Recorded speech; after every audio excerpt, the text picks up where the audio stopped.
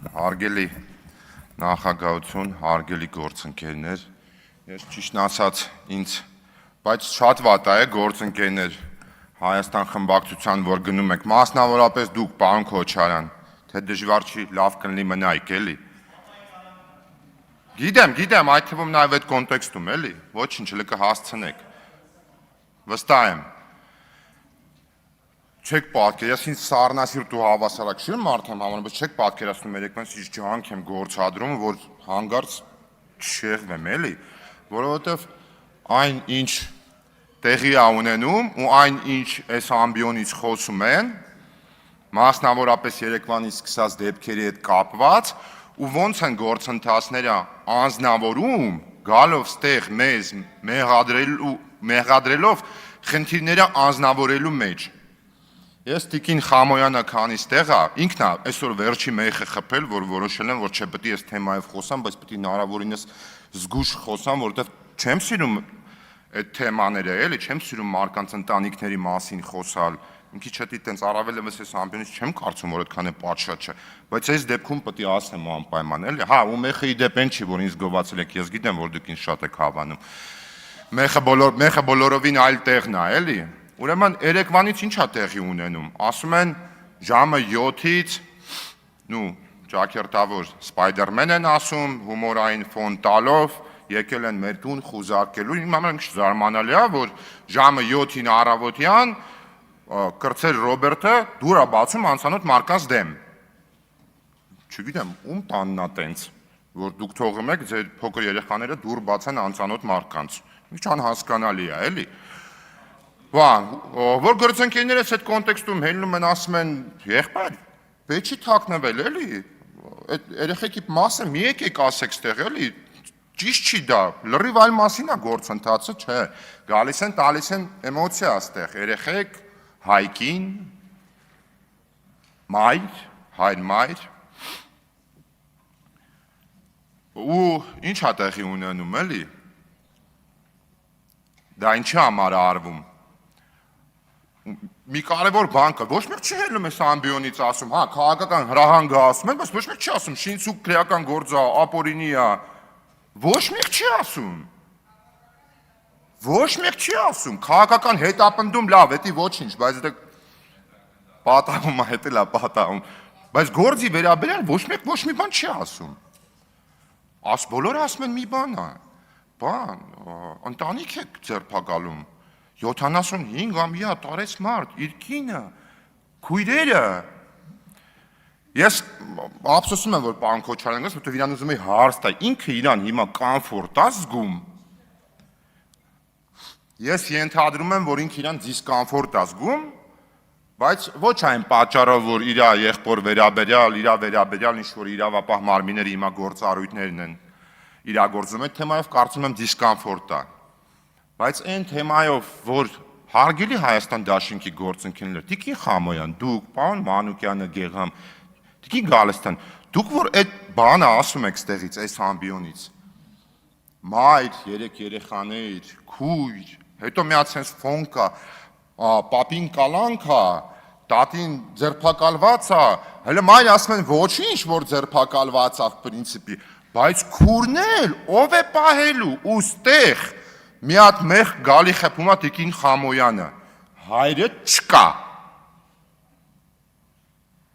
Տիկին Խամոյան, ես ձեզ խորհուրդ եմ տալի, պարոն Քոչարյանից հարցնեք, արդյոք կա հայրը, թե չկա հայրը, ես գիտեմ, հա, հիմա վատ բան եմ անում, բայց չեմ կարա, էլի, այդ բանը չանեմ։ Մի հատ պարոն Քոչարյանից կհարցնեք, էլի, որ տենց բան, եզրահանգումներով բան եք խոսում ստեղ, էլի, հայրը չկա մարդու։ Ես շատ լավ հասկանում եմ ում մասին է խոսքը, եթե չհասկանայի չէի խոսա։ Լռեք։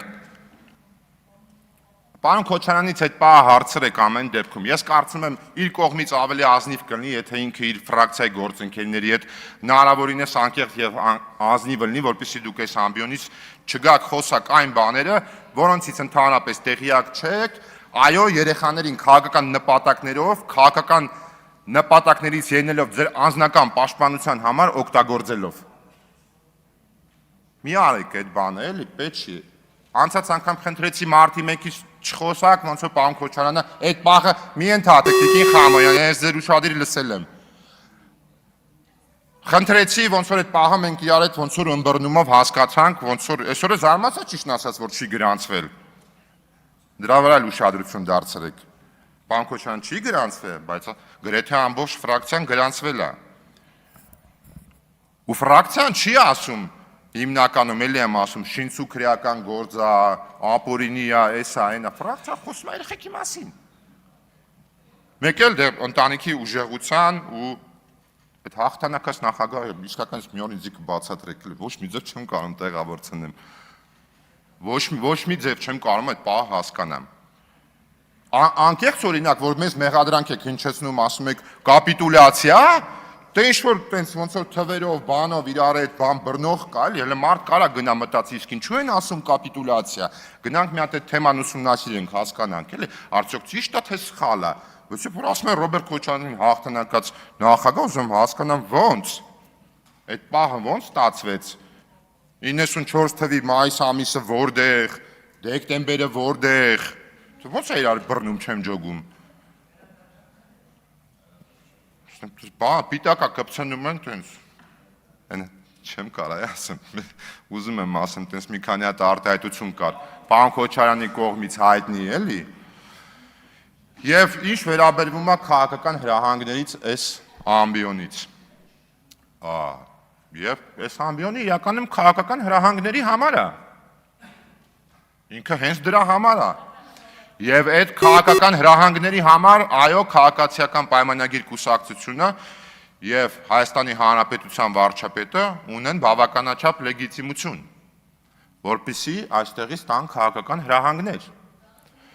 որովհետեւ երկիրը ղեկավարելը նշանակում է իրագործել քաղաքականություն։ Տարբեր ոլորտային, այդ թվում իրավապահ համակարգի հետ կապված։ Եվ այո, մենք դժգոհ ենք իրավապահ համակարգից։ Եվ այո, այնինչ օրինակ երեկվանից սկսել է եւ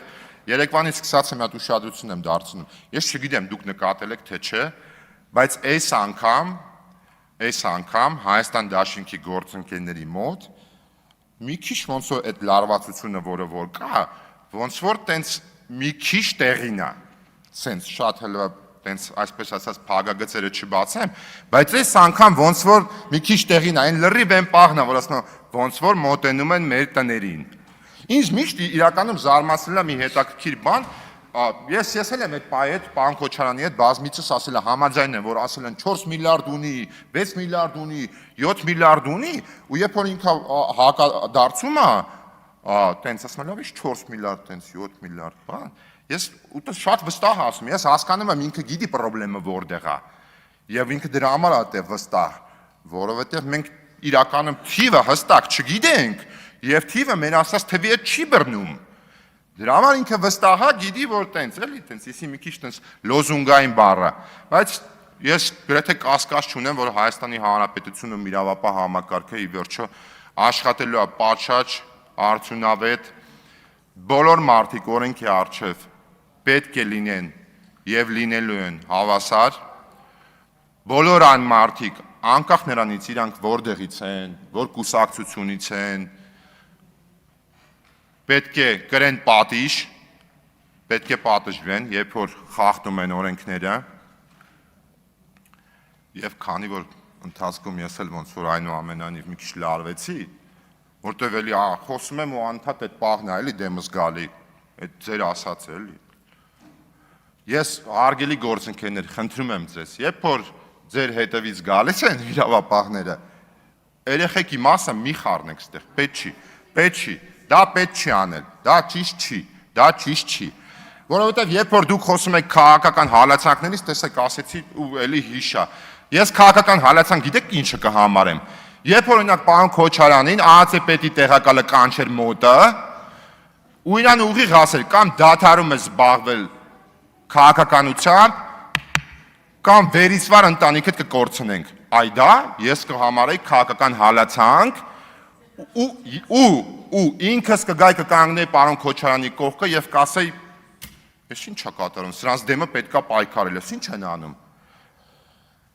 Այսքանը շնորհակալություն, այսօր այս դրական նոտայի վրա ավարտենք։